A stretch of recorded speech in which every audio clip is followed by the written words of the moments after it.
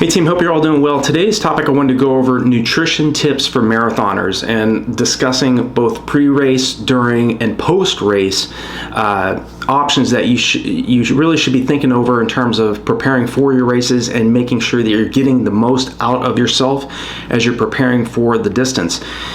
The marathon is definitely a nutrition.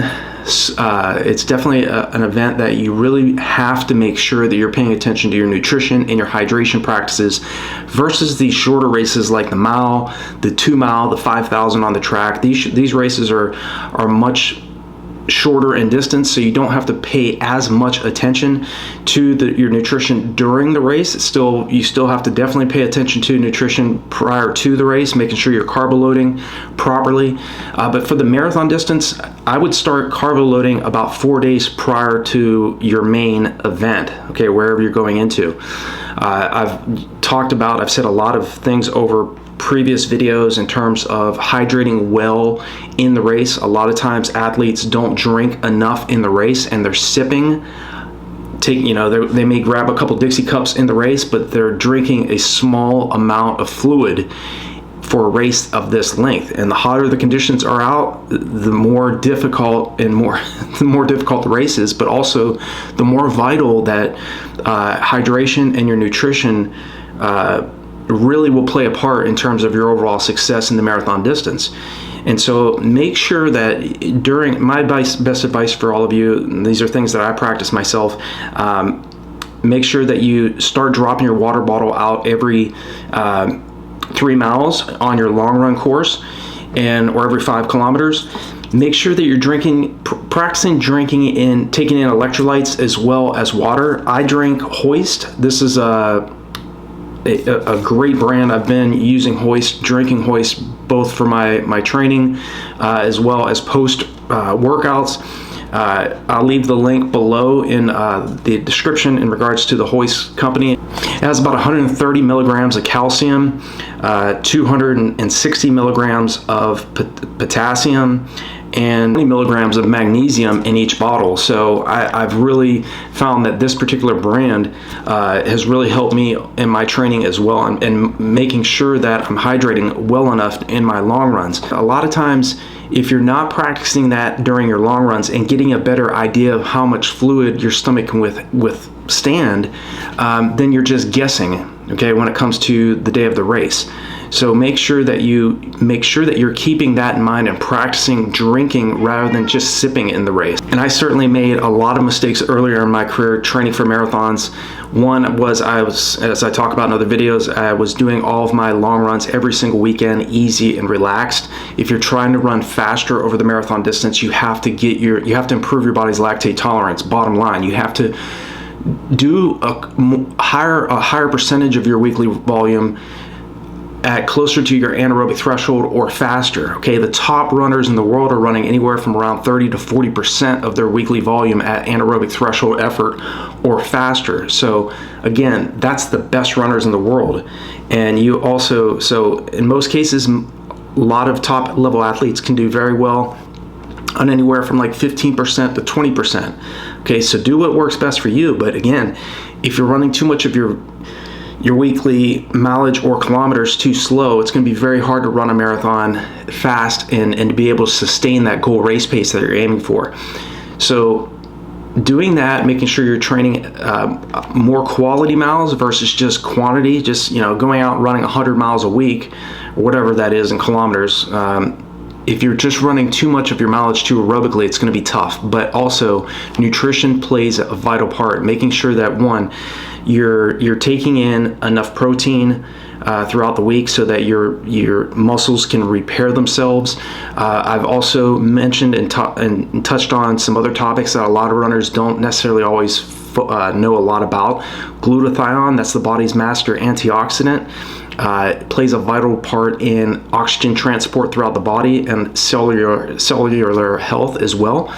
So doing some supplementation in regards to that. Nitric oxide, the older we get, the less of nitric oxide the body produces. So you can find nitric oxide gummies. I take those myself every day. I'll leave a link for those below. You can check those out if you want, made by Snap.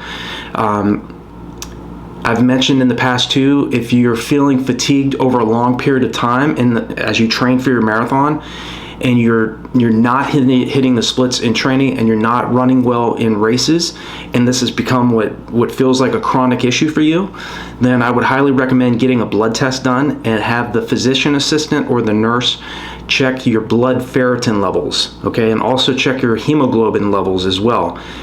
But most importantly, find out what your ferritin levels are. If you're below 30 nanograms per milliliter, I don't care how much motivation you have, because I've experienced it too. I was tested back in 2007. Mine was at 21, which is borderline anemic. And once I got it up to 86, I started hitting new personal best. Okay, but the only way you're going to find out if you're running low on ferritin is to get a blood test. And if you are below 30, Dr. Joe Vigil, one of the world's top distance running coaches and a world-renowned exercise physiologist, in his book Road to the Top, says that, and this is what he's had his own athletes, Olympic athletes that he's coached, do. He says to take 1 teaspoon of liquid ferrosol with an 8-ounce glass of orange juice once per day for a month to a month and a half to get your levels back up. Okay, liquid ferrosol is just simply liquid iron. Okay, if you're taking iron tablets, I would not recommend that, and neither does he, because when you take a tablet, hardly any of that is absorbed into the body, and most of it leaves the body through urine. Okay, so you want to make sure that you're taking liquid iron so it goes directly into the bloodstream. Okay, so it absorbs much better. The reason why we take it with vitamin C is because vitamin C helps absorb iron into the body more readily, okay, more optimally. So that's and he also mentions to take a 500 milligram tablet of vitamin C on top of that. Okay, so, and again, this is only for athletes that are chronically fatigued or are really running low on ferritin. Okay, so keep those things. It's still part of nutrition, so I still want to keep that topic in mind. But pre-race, as I mentioned earlier, start carb loading for your marathon about 4 days prior to the start of your marathon. You want to make sure that you're stocked up as much as you possibly can on glycogen. Okay, because again, if you run low on glycogen in the marathon, you are definitely going to feel it. Okay, and I've experienced it myself as well. But again, if you do things properly and do everything right in training, it's a beautiful thing when everything comes together. And I've experienced also not only the very highs of running at a very high level in the marathon distance and getting it mostly right for the most part twice in my career. Okay, I've run probably about 12 or 13 marathons, and out of that, really, I think I only really got it right about 2 times. Okay, you don't need to experience hitting a wall. If you pace yourself properly in the marathon distance, if you run the tangents in the race, you're running the least amount of distance as you possibly can. If you're keeping your stress levels, your physical stress levels, and your mental stress levels low, you're confident in what you've been doing in training, you've trained sufficiently well below your goal marathon race pace sufficiently over a 5 to 6 month block of training. Again, if you're doing all of these things, if you're paying attention to mental rehearsal, 5 to 10 minutes on a daily basis over a 5 to 6 month period of time, seeing yourself getting across that finish line in your goal time, if you're combining both your physical training and your mental preparation, you're combining those two together, and you're doing all these other little things that really add up to an overall great performance in the marathon, you are going to succeed. You are going to set a huge new personal best. But you have to pay attention to nutrition. You absolutely have to. Paying attention, as I mentioned, proper hydration, getting enough protein so that, again, your muscles are recuperating from the hard anaerobic training you're doing as well as the aerobic training you're doing. Even if you're going out running 32 kilometers or 20 miles or further, 40K out to around 24 miles in length during your long runs, that puts an enormous amount of stress on the body, both physically as well as on your mental state. So proper sleep, vital, absolutely vital. Making sure that you're hydrating well, not only drinking water, but electrolytes and the proper replenishment drinks after you're done to make sure that you're replacing those electrolytes that you're losing through sweat. Okay, as I mentioned earlier about the ferritin levels and iron levels, just another thing to keep in mind: we lose iron through sweat, through foot strike hemolysis. So every time your foot strikes the ground, you can look that up. You got red blood cells that are bursting underneath your foot. Okay, so that's another thing. I mean, we're bursting red blood cells through foot strike hemolysis. We lose it through sweat. Females lose it through menstruation. So these are a lot of things that a lot of us as athletes don't always pay attention to. So I hope some of these tips, these nutrition tips and tactics, some things that you should be thinking about, or is going to help you out and help you set that next personal best. Post race, just make sure that again you're hydrating well. You're definitely getting in some chicken, some meats, some protein, some vegetables.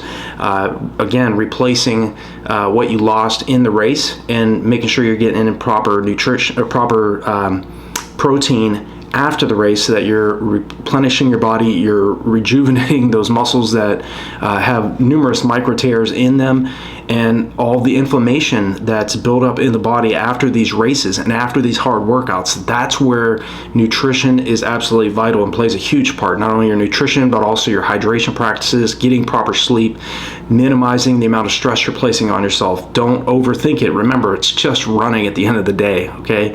It's just running. Okay, so again, how fast you run doesn't dictate your self-worth. Okay, you don't want to place so much emphasis on, if I don't hit this split, or if I don't hit this particular goal time in this amount of time, I'm a failure. No, okay, and especially in the marathon distance, I hate to break it to you, you may not get your goal time in a matter of 6 months. You may have to train another 5 years. You may have to train another 10 years to get to the point where you're in that flow state and you get to that time that you've been training so hard for.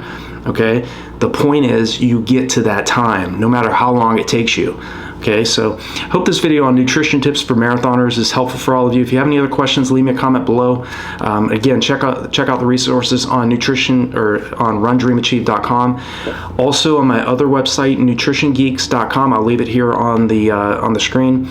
That's another resource. I've been working on that for several years now. It has recipes and nutrition related content on there as well.